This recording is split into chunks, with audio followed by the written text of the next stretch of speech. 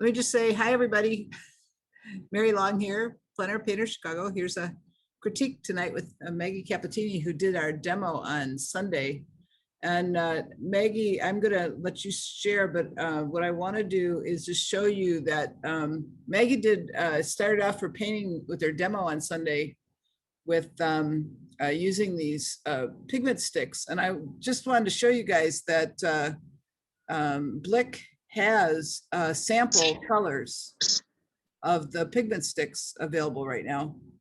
And they are $15 for those short, probably 3-inch sticks.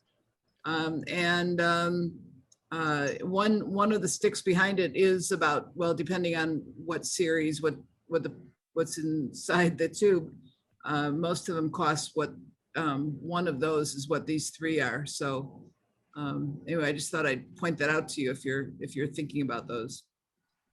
And that's what they look like. So Maggie, I was thinking maybe we should just start for a second. And why don't you talk, we don't know you as well as we know some of the other guest artists. And why don't you talk a little bit about your background in art? Okay. So I always loved making things, and I wanted to be an artist when I was 5, among other things. And when I went to college, I was encouraged to do something more marketable than art. And I started as a French major, which apparently my dad thought I could work in international business or banks or whatever. And I can't remember what year I switched to art, but I did switch to art. I did a psychology minor and I started the art therapy program at UIC. And I did that for like a month before deciding that that was not the right thing for me. And took time off and worked at a temp agency and decided to go back for education. So I have my master's in teaching. I'm certified to teach K-12, which I have done.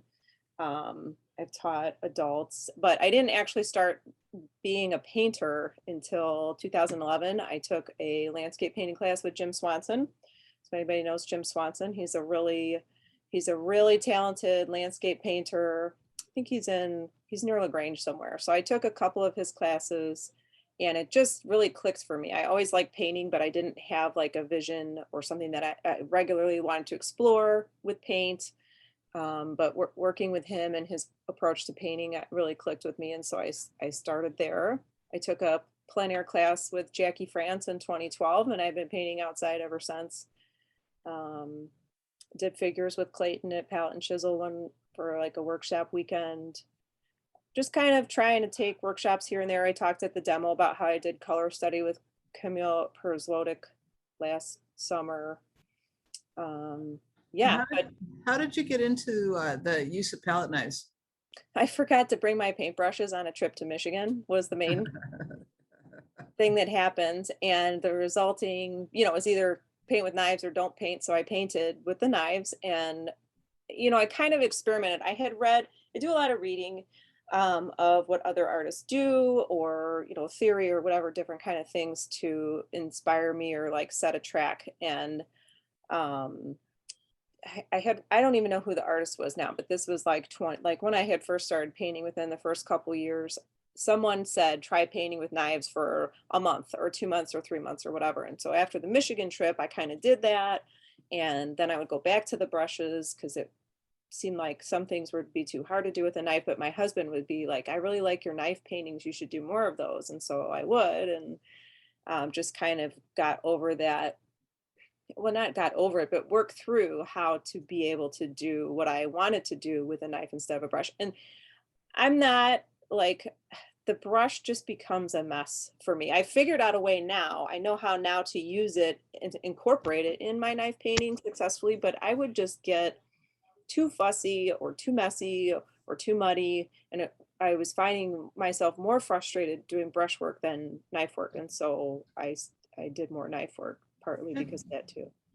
Yeah, good. Well, I'm glad we found you. Well, yay. All right. Why don't you go ahead and share your screen?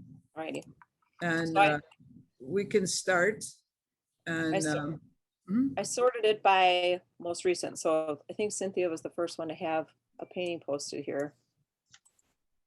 rather than like, you know, how it does it by updates, like, Uh-huh. I don't know. So I I'm wonder going if, in order of post, I believe. all All right, right, that sounds great. So take it away. okie dokie. All right. So what I like to do, and like in my mind, when I'm thinking of critique, I like to think of it as a celebration and critique because we've all, um, every time we make a painting, we're exploring something new, we're being vulnerable, we're, you know, it's so there's a celebration to be had for any work that we make. And the critique is more of a point of growth. So that's the lens through which I'm looking at these. Like, what are we celebrating? What are the strengths? And then where could we maybe have some growth? So, Cynthia, are you here, Cynthia? I'm just looking for, I don't see her. So, Cynthia said this was her first time out with the group, which is awesome. Um, and I think that I love the way my eye is automatically drawn right into this. Can you guys see my mouse if I'm wiggling my mouse? Yeah. So that area is like, I want to look at that area, and I want to move around too because of the different details that she has here with her flowers. I think she did a really good job making a focal point. I like how this bush keeps me in the painting. Um, you know, there's less detail over here, so it's a good composition.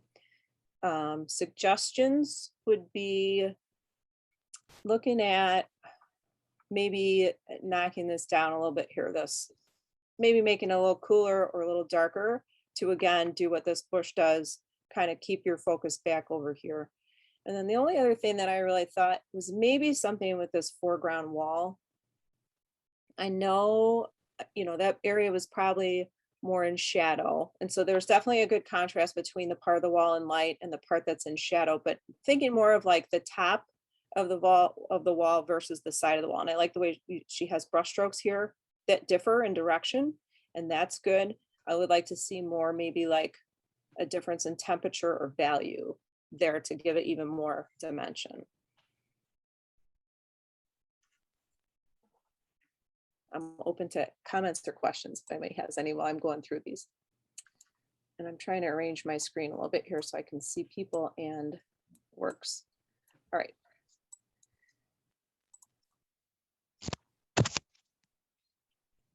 Maureen, this has such a nice soft feel overall. I really like, I like too, it's not all soft. So you have like this really soft blendy effect, but then some really strong, exciting marks that stand out.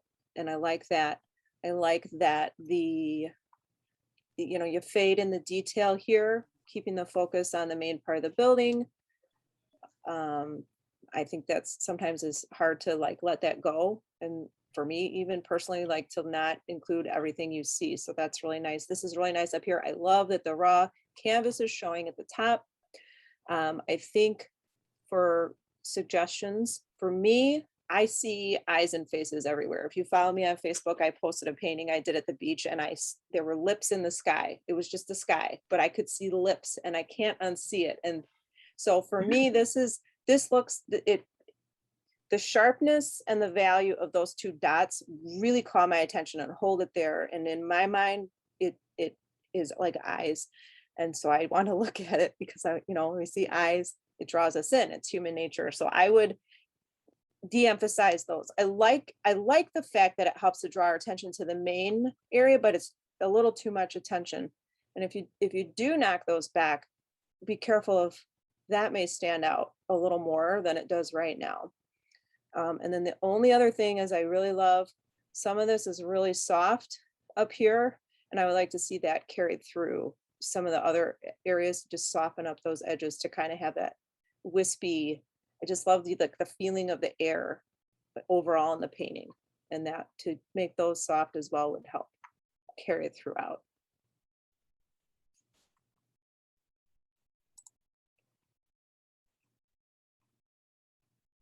Kuhn, I saw Kuhn is here. I didn't look at Yeah, Marie. thank you. Hi, Kuhn. Thank How you. are you? Wonderful, thank you. Good. I really love this. I think what I like, what is like, it has a really good sense of light and warmth. And I think that you've looked for like, you know, the light side and the shadow side of all of this. I like the way that you've grouped your figures. Are these tents? Yeah, Yeah. They have those out for the Sundays on State. correct. It's the backside of the stage. Okay. Yeah, that's what I thought, but I just hadn't seen it myself, and so I wasn't sure. I like the kind of variety in how much detail you're including in all of these buildings. Like some of the windows are more developed, some of those like the historic details of the architecture, you've kind of pulled that out. And I like that too. Let's see. I looked at all of these yesterday, and so I'm trying to just call to mind what I was thinking. This corner here kind of traps me a little bit. So maybe just to maybe blur the edge of one of these buildings. On this side, it's a similar like little rectangle of space and color and value and everything, but you on this side, you have these strong lines and the sign that lead you away from it. But here it's kind of like its own little space. So that's like a minor thing that maybe just to adjust. And then same with this, I think that sharper edge and that high contrast there, just to de-emphasize that. Okay. Thank you. Yeah. Okay.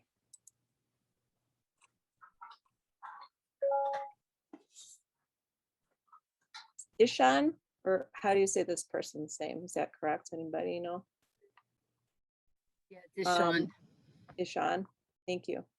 I really like the viewpoint that's taken in this. It's a different perspective than you would normally see, maybe, especially in a setting where everything that while you're standing there, everything's drawing your eye up. But to take advantage of the fact that you're at this sunken area and to take on that challenge of showing that depth. And I think that definitely including the figures helps with that. I think that the use of like the shadow and the light is really effective, the angle of the wall. So I think that the perspective that's shown here is effective.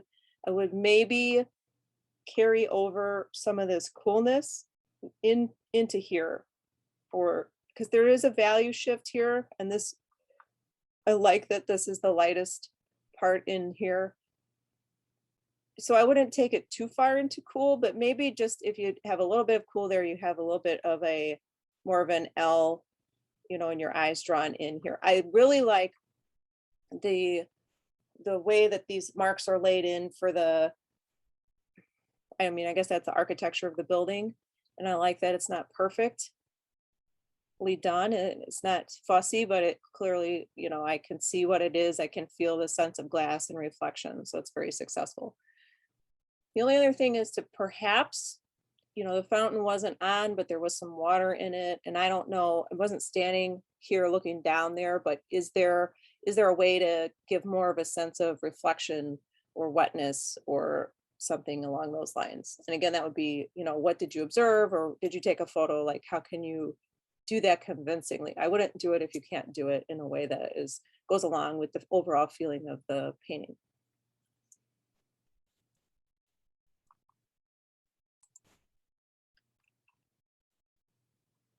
Robin. Hi, Robin. Hey, I'm here. How Little are late, you? better late than never. Oh, I didn't notice, so you didn't have to tell me. I would never have noticed. I look for you when I see your work. I really like, so this, all of your work has sort of like a dreamy quality to it that I've seen, which I like. And I think, because I think that's like it's really your interpretation of what you're seeing. And I like these pastels in here. I've done a urban painting with pastels, and I like that sort of like a gritty pastel. It's not like an Easter pastel. And I like that. I like looking for colors like that. I think you have a really good composition. Obvious, you know, this is our center of interest, but I like that it's balanced. It's sort of like a counterpoint here, this red. I would say just two things would be that this clock face is not too different from this clock face in value, but you have noted a difference between the sides here. So maybe carry up that darker feeling here. maybe a little bit of lighter, just in, not this whole brown area, but maybe just a little bit of a highlight or something. Was that made of metal? I don't know. I don't remember. And then maybe consider de-emphasizing the sharp edge. Okay. Do you think that to the right of the clock, that I could go darker behind the clock? Here? But yeah, right Yeah. there.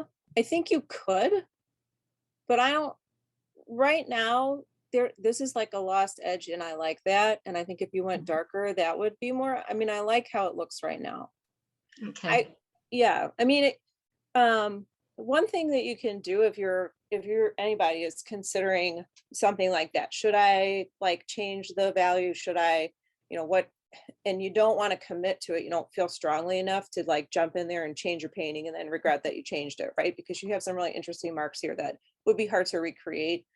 There's an app that's called Art Studio that has like a free version. And I have used that. It's not like, I mean, you could do it with Photoshop elements or whatever, like any kind of a painting program where you can import an image of your painting and paint over it digitally, which again, it's not the same, as doing it with actual paint. But for me, that's given me the opportunity to judge if it's something that I want to move forward with. Because you kind of get a feeling for what it would look like if you had done, made the change in paint. Sometimes it's made me say, no, I don't like that. I definitely know that I don't want to do that. And other times it has pushed me into, go ahead and make a change like that. Yeah, okay, that's a good point. That would be a good class actually for Hey. PC, like how to mask your paintings to see, if you want to make that value change or not. Yeah. And I mean, we're lucky to have some of these digital tools that we use, can use in those ways. And I know, probably you all have desaturated your paintings and a photo, turn it to black and white to kind of get a read on where your values. You can do that. Something else that I have done in the past is just use markup. I have an iPhone. I don't know if there's an equivalent on Android device, but just going into markup and looking at just the act of looking at my painting on a screen separates me 1 degree. So a lot of times I can see something and go, oh my gosh, like how did I not see that just looking right at my painting? But using markup, then I go back in and make notes to myself on the photograph, circle things to look at, or make notes about like, change this, change that, and then when I go back to work on the painting again, I've looked, it's like separating out. It's not exactly like separating out left brain and right brain, but I'm doing like the analytical part here and I'm recording it as far as using the markup. And then when I go to do the creative part, I'm not like trying to get back that analytical thinking. I can just look at it and say, oh yeah, I remember, I see this mark. I remember what I wanted to do there, adjust, and then look at what else did I make notes about. And that's helped me, I think, to see things in a different way than if I'm just approaching it at the easel going, oh, what do I need to change? It's like a separate process that then informs the actual painting process. Oh, okay, markup. Markup. Is that a separate app or that's on your iPhone? It's on the iPhone, which Okay. I can screen share that at the end and show how to get to that for iPhone people. Like I said, I don't know if anyone's an Android user that knows like an equivalent of something easy that you could do that way, but.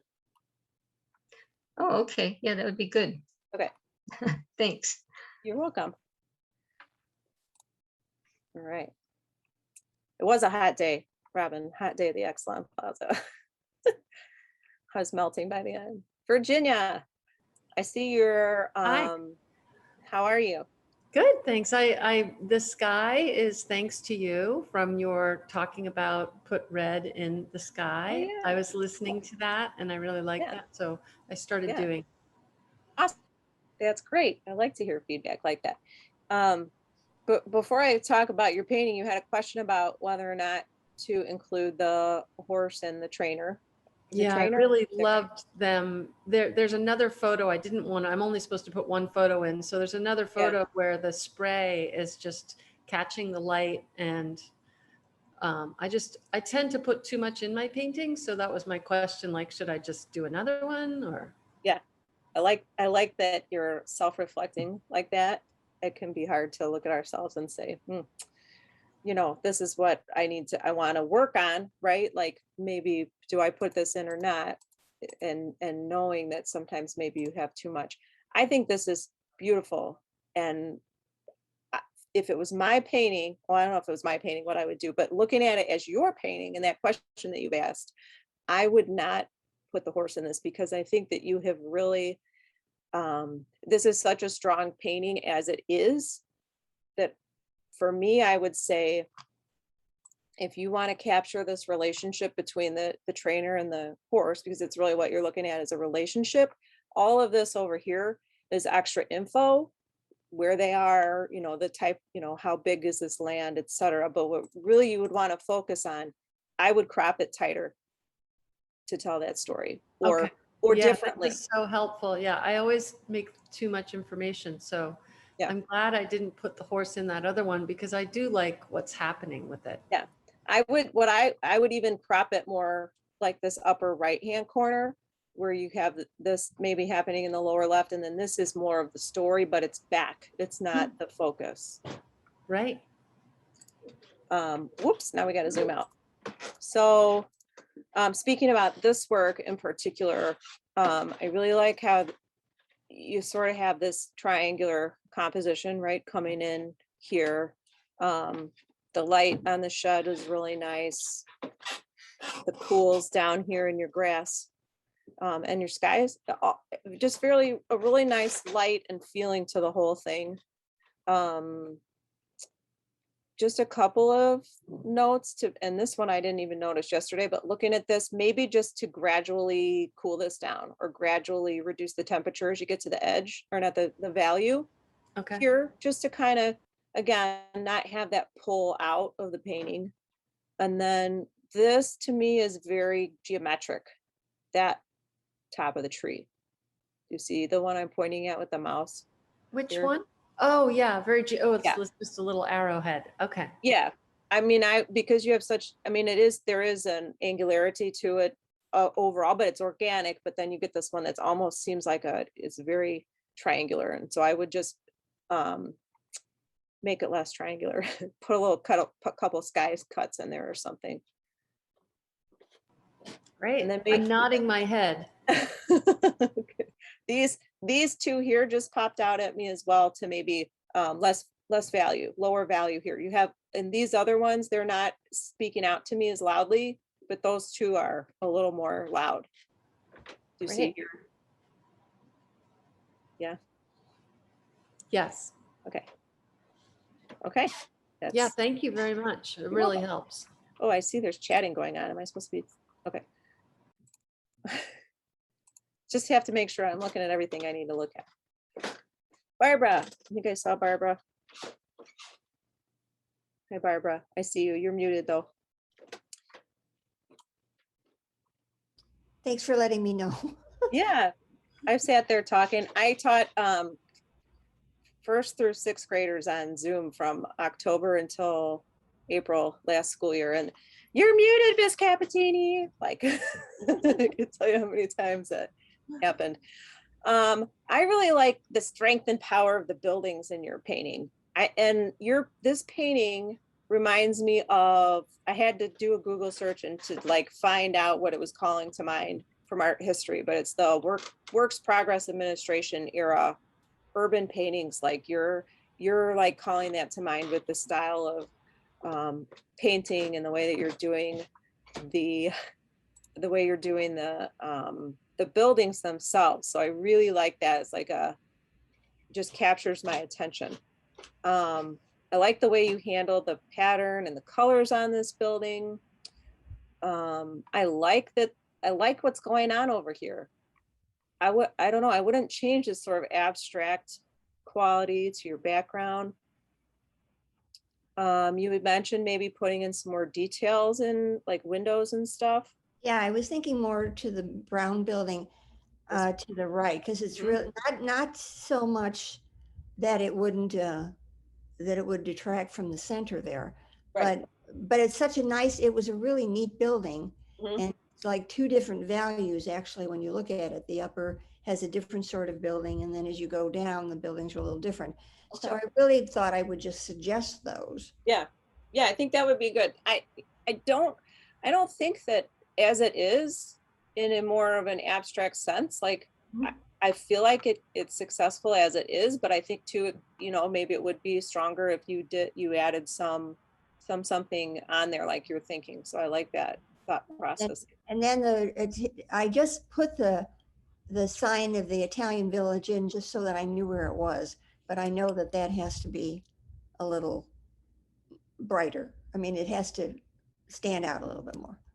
So maybe more of a darkening of the background and see where you're at with it, and then yeah, I like that because that's a really, you know, well-known and popular historic spot in Chicago.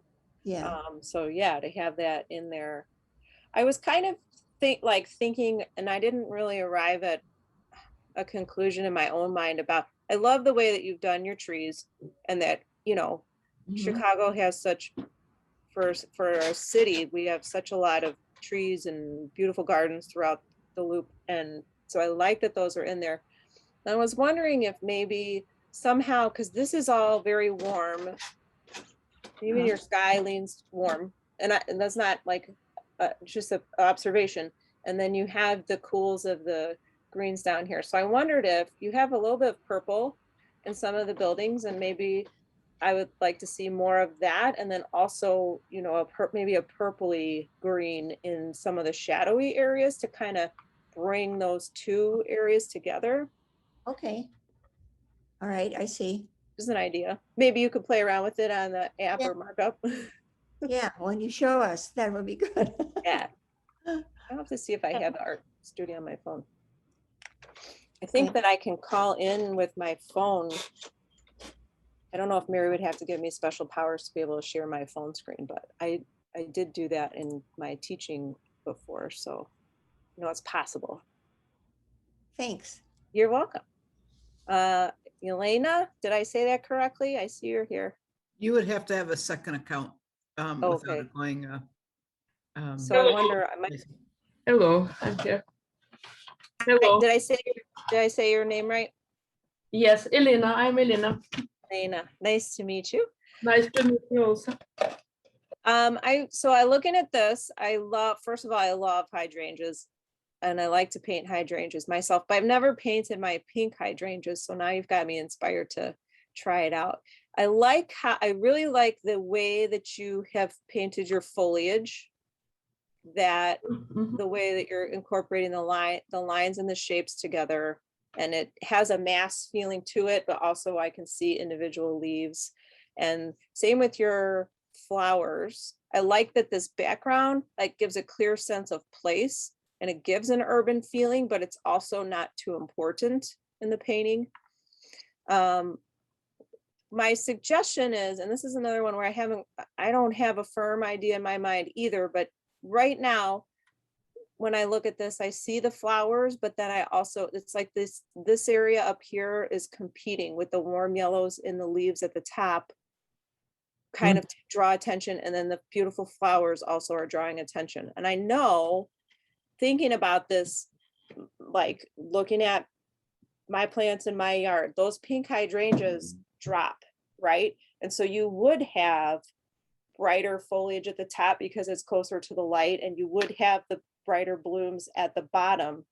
So I think it's painted in a way that you would really see it, but I wonder if somehow to de-emphasize or to pick one. Thank you. Yeah, I mean, it's beautiful, but that's just the one thing that I think, what, you know, can these up here become a little cooler or a little darker? Cooler. Yeah, so that the main focus is the flowers, if that's your intent to be the main, and they're beautiful. They're beautiful. Thank you very much. You're welcome. I do it cooler. Thank you. Yeah. You're welcome. Oh, I didn't make yours big like I made all the others. There it is. Yeah. All right. Lori. I think I saw Lori. Yeah, there she is. Hi, Hi, how are you? I'm okay, thanks. Yeah. Good to see you, Maggie. Yeah, you too. I I very much like the feeling of this, which comes from your mark making. Did you say this is the first one you've done all with knife? Yeah. Yeah, it was fun. Yeah, I was just gonna say, so like what do you think? And what I like is that you don't get fussy, you know, and you have to cut to the chase. And I like that. It made me think differently. Okay. And I've been using more palette knives in general. Mhm. But yeah, I really liked just doing it with just the palette knives. That was good. Okay. Yeah, I think that even if you're not a person that would be like, oh, I'm just totally giving up brushes and I'm going to paint with knife all the time, I think there's still value in doing one painting with knife, you know, or every once in a while doing a full painting with the knife. It does make you think differently. And aside from not being able to be too fussy about things, you really keep your colors clean. Like every time you are mixing a new color, you're just wiping off the knife completely. There's no other color left on your brush or, you know, dirty mineral spirits that are tainting what you're working with. And so for me, that's another appeal of working with knives. So back to your painting, Lori. I like your, the suggestion of these warm red flowers. You've got a clear focal point here. I really like that this has got this, it's almost like a red flower reflection, something about that warmth there. It's like a cool red, but it's not what I would expect to see there. And I like it. I like this, you know, just sort of these dragging marks that you're getting in here, suggestions of shrubbery.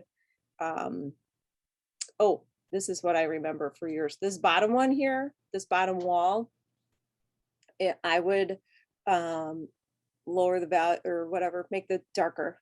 I never know if raise or lower makes it darker of value, but de-emphasize this here, cooler or darker or something, because it's not like a major distraction, but I really think that would keep us in this area here and moving around all these interesting marks that you're making. The background's not too dark. The buildings in the I back. don't think fine? so. Okay. I like it. I like that because it contributes to a mood. Like I'm feeling a mood from this painting.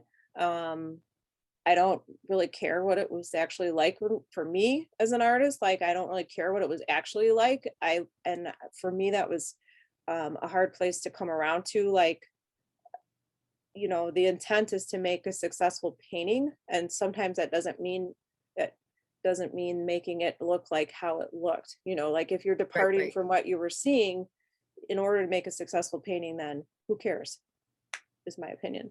Yeah, I painted over another painting, and so I had some nice surprises because like those kind of windows on the top left were like from underneath, you know, this unsuccessful nocturne. Yeah. So that was kind of nice. So some of that popped through, you know. Yeah, that's cool. I like hearing that.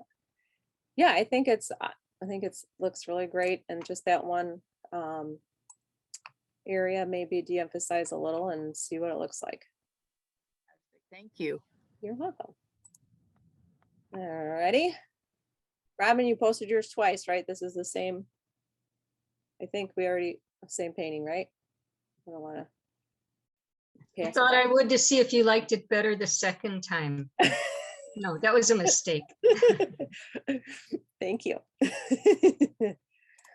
Okay, so Ray, I don't know anything about how casein, how do you say that? Yeah.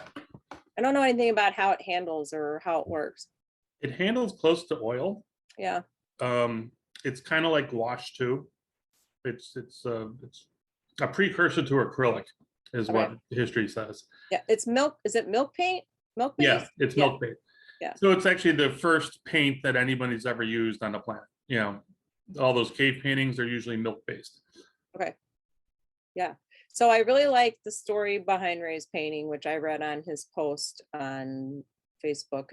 It was this post, but different post, of as a young boy going past Chagall himself working on the artwork, right? Right. Yeah. And your title is so lyrical that I think you should make a children's book about it. I told you that as well. Yeah, I love that idea. Yeah. So I think that it could be such a cool story to relate. And this is on canvas or canvas panel. Yeah, canvas panel. So I like that you exploiting the texture of the surface here. Maybe it's a happy accident to have that mosaic kind of feeling. You know, the texture of the surface of the mural itself is sort of enhanced by the way you painted with that texture of the canvas showing through. Yeah, when I realized I was doing that, I'm like, oh yeah, we got to keep that. Try and preserve that. Yeah, good. And I love the narrative. I love that you brought something personal to this, to tell a story. For me, maybe seeing a little more cool in your shadows. You have really nice cools kind of weaving throughout here, and to maybe bring that down into some of the shadow. Not a lot. You know, you don't want it to be too taking up too much attention, but just maybe a hint of a coolness in there, and maybe just a variety of, these are good values on your flowers, but maybe just vary the hue a little bit, just for some variety. But this is what grabs your attention with all those brights, and then you see, there's a story happening here. That's wonderful. Yeah. Yeah. The trick with the casein is it dries lighter than when you put it on. Okay. So Interesting. having to go back and keep on like, oh, I need to pop that a little bit more is always the trick I'm learning with it. Yeah. How long have you started working with it? During COVID, because the oils were stinking up the apartment. Oh yeah. So I'm like, oh, let's try something new. And I fell in love with the stuff. It's really a lot of fun to work with. Cool. Well, great. Yeah. Love it. Let me know when you write your book. Okay. Elizabeth, you go by Liz, is that correct? I think. Yeah, I'm usually Liz. Yeah. Yeah, sort of, that's yeah. why I thought we had been introduced. Yeah. To this. I really like your composition and the strength of those buildings behind, but yet the clock tower is clearly the point of focus here. And I like that this color and this sort of balance, like you have a strong vertical with a little bit of that color and then a strong horizontal. That's very appealing to me. For me, this building needs to be de-emphasized. Okay. It's competing. Yeah. Yeah. So less value or cooler. And I like this. I like the texture of the brush in the windows. I like all of what you've done with your buildings. And then here, maybe just tone that one down. Yeah.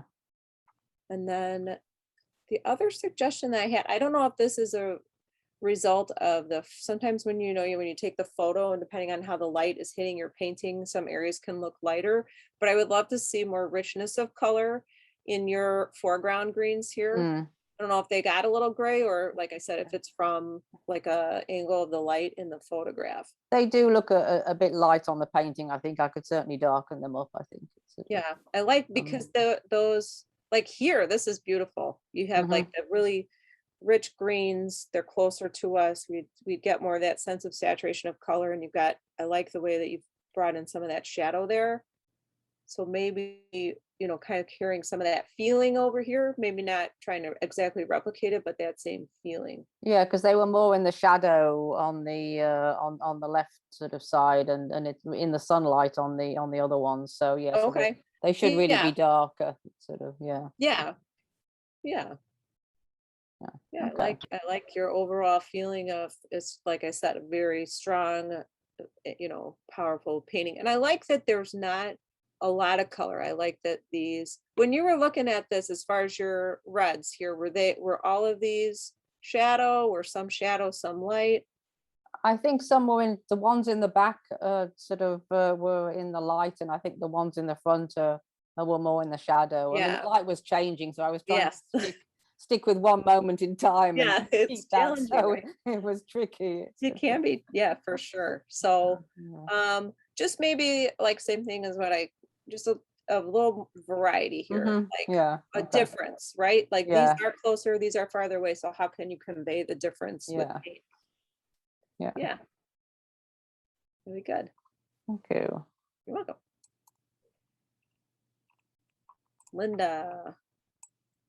Linda's here. Yes, hi. Hi, how are you? Good, how are you? Good.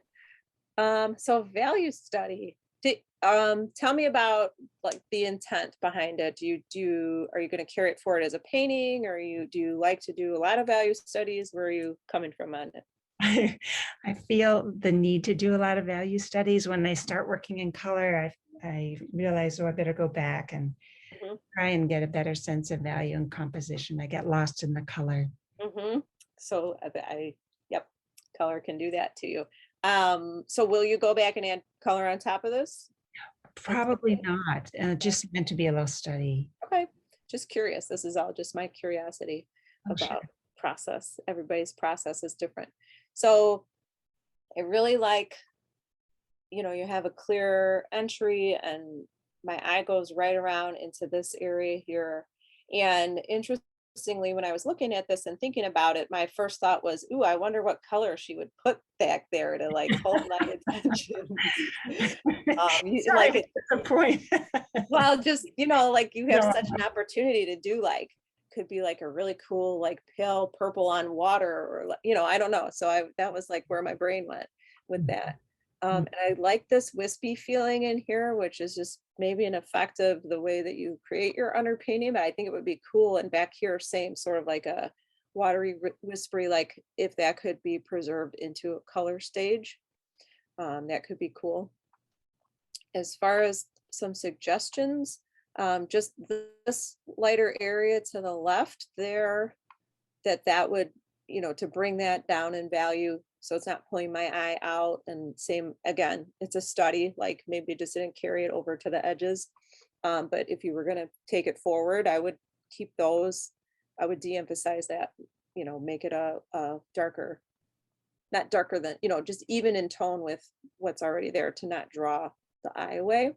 And then this shape to me is pretty pronounced. So I would maybe break that up with like another branch, a thinner branch that maybe came up this way, or yeah, I mean, you'd want to do it in a way that felt natural, but also didn't just subdivide it into two distracting shapes. So it might take a little like experimenting with, because this is all your other branch areas to me are really organic. They feel like red buds maybe, or something like that, where they have those V's shapes and good for climbing, but just this right here just feels like a shape instead of like, I'm looking at the branches here, but right here I'm looking at the shape they're making between the negative space. I see. Yeah. Yeah. Great. Thank you. But I would love to see some color on this one. I have to learn to do color. Thank you. All right, Jill, I think I saw Jill. Yeah, Jill's here. I'm here. Hi, Jill. This is like a storybook painting. Like I want to know what's behind here. I want to walk on this path and go on this bridge and see if the path goes around this pond or here. I really like how you've sort of like you're painting the difference in the rocks. Like these rocks are closer, but they're also not important. So they're darker. This one has a little more lightness to it, but then this one is like, this is what captures my attention. And then these fun purples here.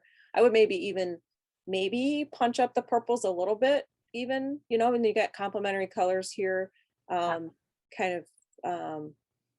really kind of like put the final point on this area as your focal point. Couple of suggestions otherwise, and I didn't think about this yesterday when I was looking at it, but I like the color and the value of your path, but I wonder if it looks like you do have some variation in there. Yeah. Maybe add a little more variation in there, because you have such beautiful variation in all your plants and your rocks and everything else, that just to bring that in, unify this with the rest of the painting. And then to either darken or cool down this area of the railings of this bridge. Is this like a Japanese garden or something? Yeah, it's the Moon Bridge at Osaka Gardens. Oh, Okay, there you go. Beautiful. So yeah, just to, because right now this part is just calling a lot of attention with the real dark tree trunk, or lighten up the tree trunk a little bit, but I kind of like the tree trunk how it is. So I would maybe cool down or make darker the railing. Yeah, but I just, like I said, I just love, like, there's a story in my mind happening with this painting. That's fun. Thank you. You're welcome. Alrighty. Karen. I don't think I see Karen. Okay, so this is really, again, a beautiful soft painting. I love the reflections in here.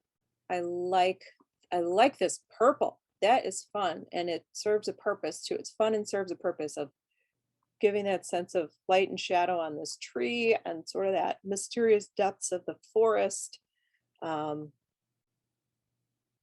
This is so soft and suggestive back here, and the tops of the trees are nice and soft there. I like this light, you know, like the, I guess that's like tree branches, I would guess, up there.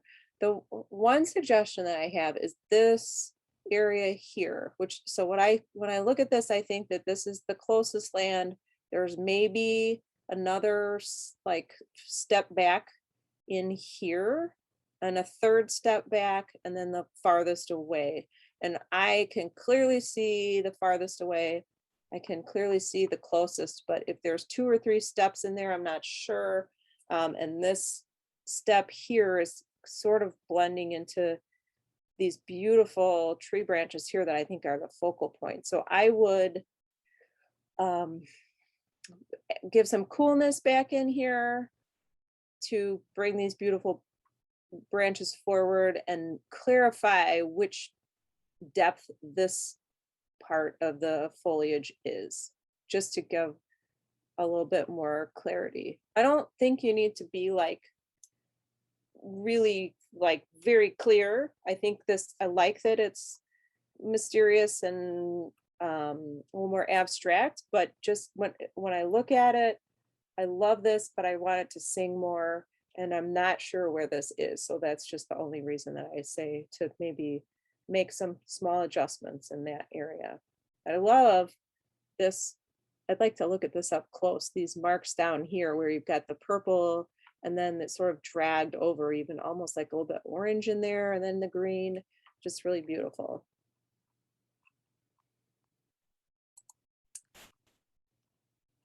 And that is that. Okay, so now I'm looking back at the chat.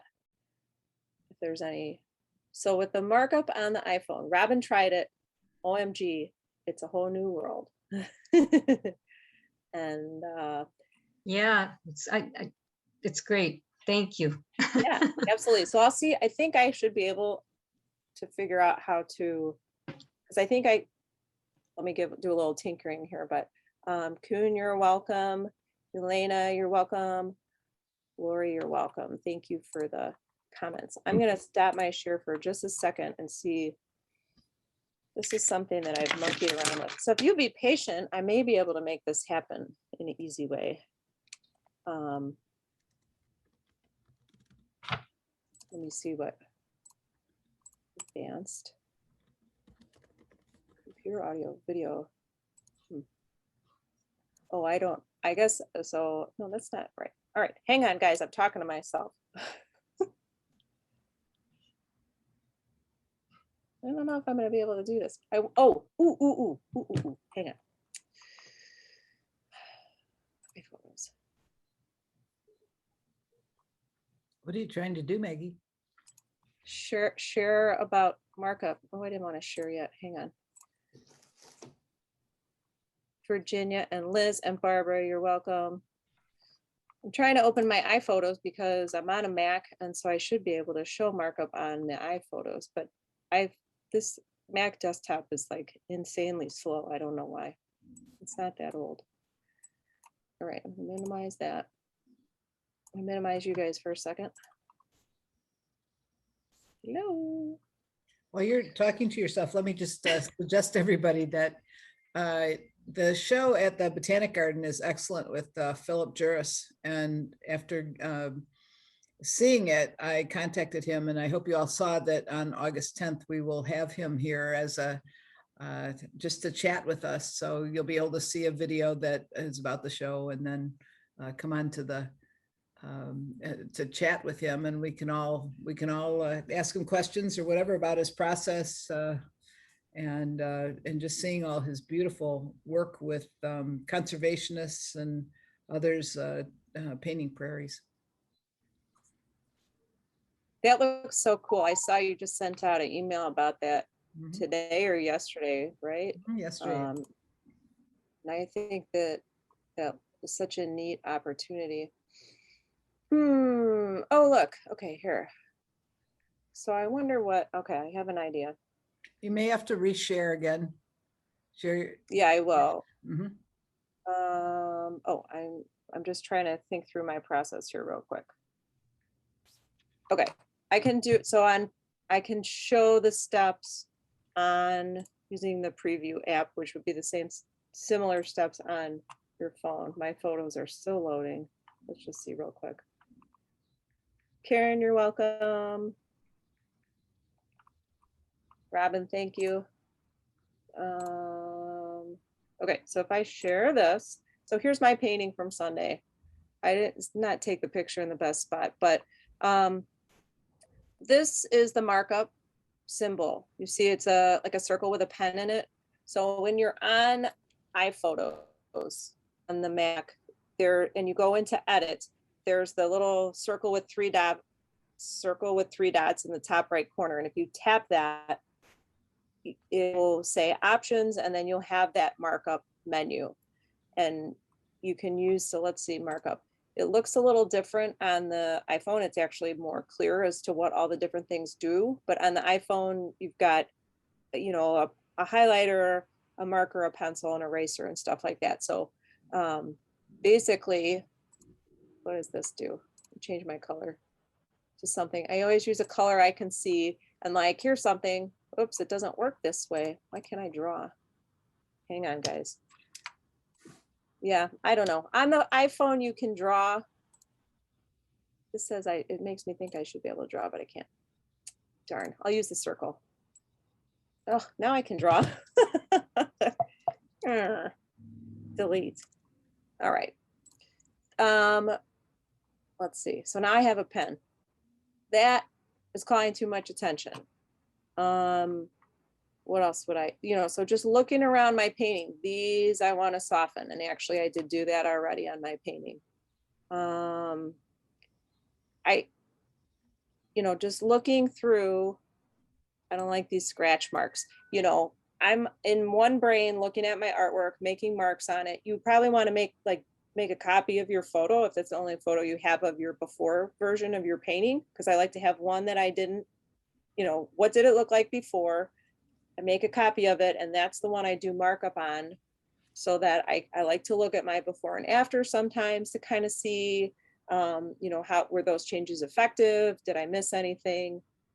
Stuff like that. But then it just automatically saves in your camera roll, and then you can refer back to it at a later time, and remember, oh yeah, this and that and the other thing I wanted to make adjustments on. And sometimes you might look at it and be like, it's fine how it is. That doesn't bother me as much as I thought it did, or whatever. It looked like that stands out too much. Okay. So again, if you're on the iPhone, if you go to your photo and you say edit, and then the same place where the word edit is the three dots, you tap markup, and then all the tools are at the bottom. It's super easy. Just draw with your finger and then save it. Thank you. You're welcome.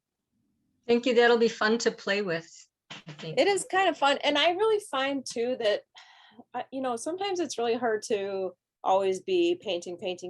Like sometimes you don't, you want to keep consistent with painting. You want to keep, regularity with your creativity. But sometimes it's like, I just don't have the energy or the time or whatever. But you could look at an old painting. It takes 5 minutes to open up a picture of an old painting, duplicate it, analytically look at it and say, you know, I would like to change these things. And then the next time you go in the studio, it's way faster because you've already looked at it. You already have problem solved and said, these are things I want to look at. And then when you have a half hour, it's easier to get in there and know that you can accomplish something that is motivational to actually begin. For me, that's how it Thank works. you. Thank you. Yeah. Thank you. A half hour that turns into 2 hours. Well, it's true. So, you know, give yourself an open ending maybe sometimes. People. Well, Maggie, thank you very much for a terrific demo and also for this evening for the critique. Thank you. Thanks for having me. I really enjoyed it. It's a lot of fun. You did a great job. All right, everybody. Thanks so much. And we'll see you next time. Next week, I think we have Nancy King-Mertz, so put your paintings right back in the same virtual critique site, Facebook page. Okay, everybody. Thank you. Thanks so much. Have a great night. Bye. Good Thank you. night.